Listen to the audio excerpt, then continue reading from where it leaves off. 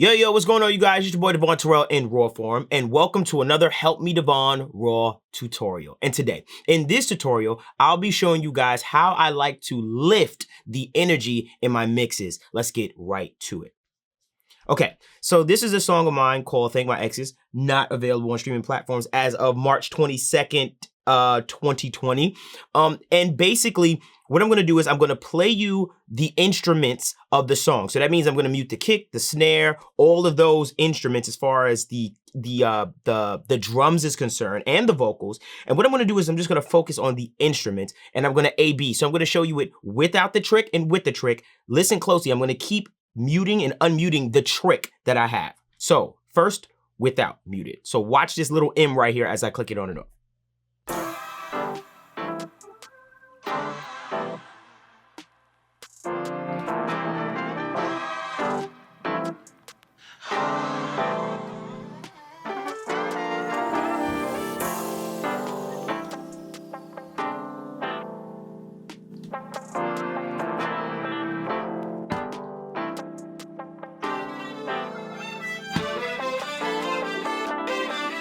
So you can hear it. When I unmute that one track that you see me doing, you can feel all the instruments come right to the front. There's energy, there's a fullness. It literally fills up this little hole that you feel like maybe missing in the entire mix. And this is something that you could do. It's so easy. And I'm gonna show you how I did it.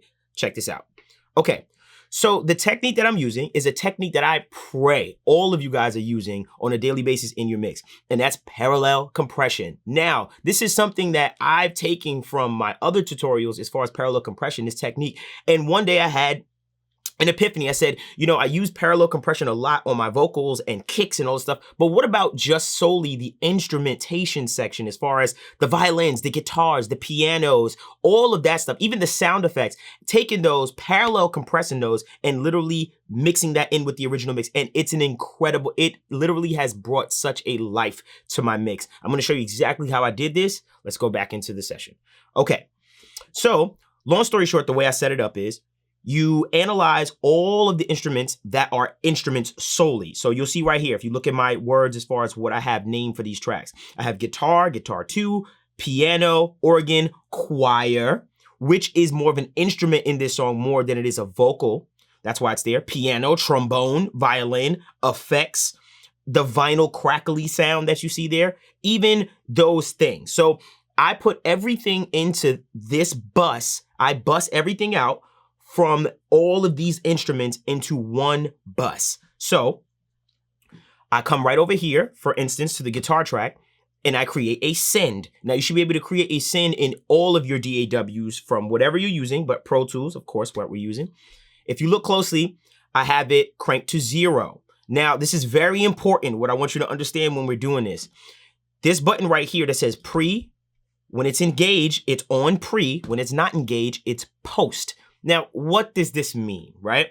Long story short, what it means is if you click pre, you're basically saying, hey, when you send this track out from this when you bust this track out and send it, I want you to give it the information and the volume level before all of the plugins that are within this track. So that means that if I click pre right here, the sound before the MV2 and the NLS channel will be sent to this bus. It will be bussed out, that sound, before those plugins. So the only difference is post plugins or pre-plugin. That's basically what that send is doing. And that's something a lot of people may not know about in Pro Tools.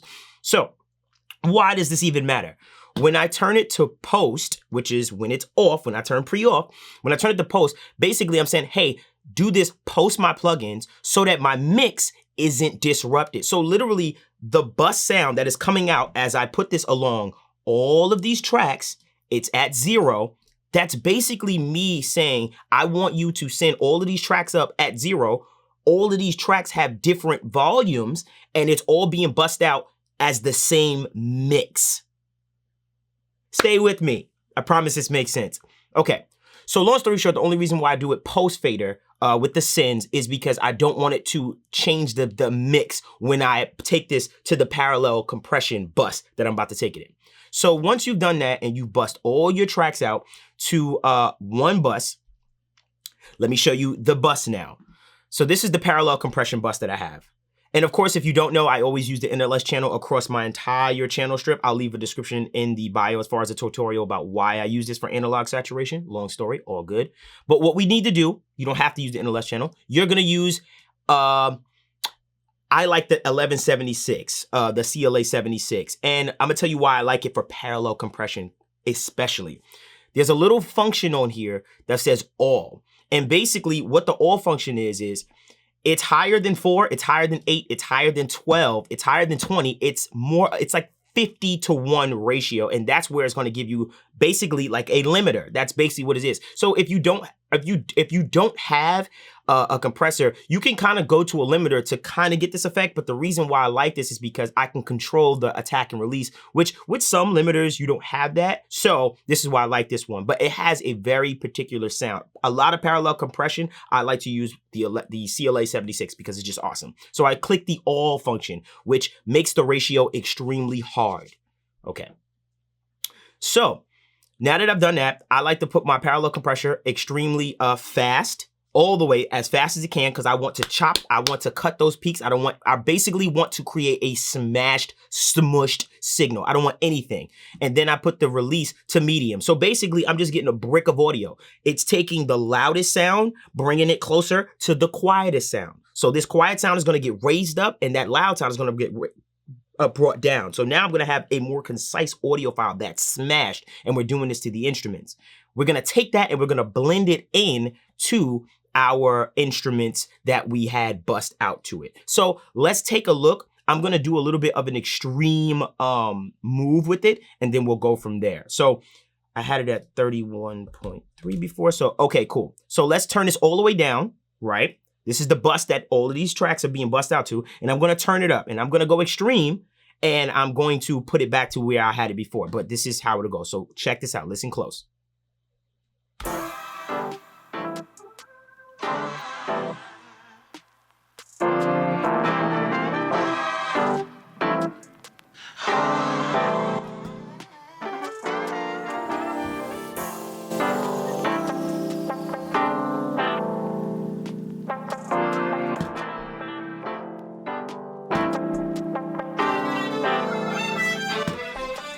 Now, of course, I have it a lot lower than that, but I just did the extreme motion so that you can get a feel of, wow, of what it does without me even touching the instruments that are already there, the mix that I've already created with those instruments, etc. Now I have the chance to basically bring out the subtleties of those instruments without destroying the dynamics of the piano, of the guitar. It's a wonderful trick. And now I'll let you hear it fully with the music. And what I'll do is I'll also mute and unmute the parallel compression so that you can get a feel of how it just completely just disappears and this energy just dies when I don't have it engaged. So watch me as I hit mute and unmute at the same time. So without first, listen close. Blessings, shout out all my exes. I see now that I was headed in the wrong direction. I'ma come up, better take the stairs when you run up. It's my party, go turn up. We still cool like what up, yeah. But I got a whole new swag, yeah. And I'm in a brand new bag, yeah, yeah. You see me now, oh yeah, I do this often. Taking trips, lately I've been on my shit. No baggage up. It's a super subtle thing, and you can use this in an extreme way. You can crank this. I can actually probably turn this up a little bit more to really give a little bit more fullness, but you can hear a big difference if you're listening to in headphones or studio monitors. It gives a certain life and character to those instruments that pretty much brings up the overall mix completely. A lot of us will mix and we'll have vocals heavy, or we feel like the instruments just don't sound as strong. This is a great way to add strength and to lift the energy in your instrument section, which is really important. You know what I mean? This thing is carrying your vocal. This is the melody. So this is a really, really cool, quick way for you to get that energy in your entire mix. And you do this towards the end. It's like the special sauce that you kind of put in your mix. And I guarantee you your clients are gonna love when you do that, or you in general, just for your own music, etc. like me. So I hope you enjoyed that Help Me Devon tutorial. Make sure you comment, like, subscribe. Let me know what you guys think. If you want more tutorials, of course, let me know in the comments below. Also, you can follow us on the Instagram at Help Me Devon if you have more questions. And until next time. And everyone be safe As of right now, it is March 22nd. I'd be remiss if I didn't say this. It's March 22nd, 2020. I hope you guys are doing okay. And I just want to send prayers to you, your friends, your companions, your family. And I hope that you guys are doing good. Keep making great music and be safe, everybody.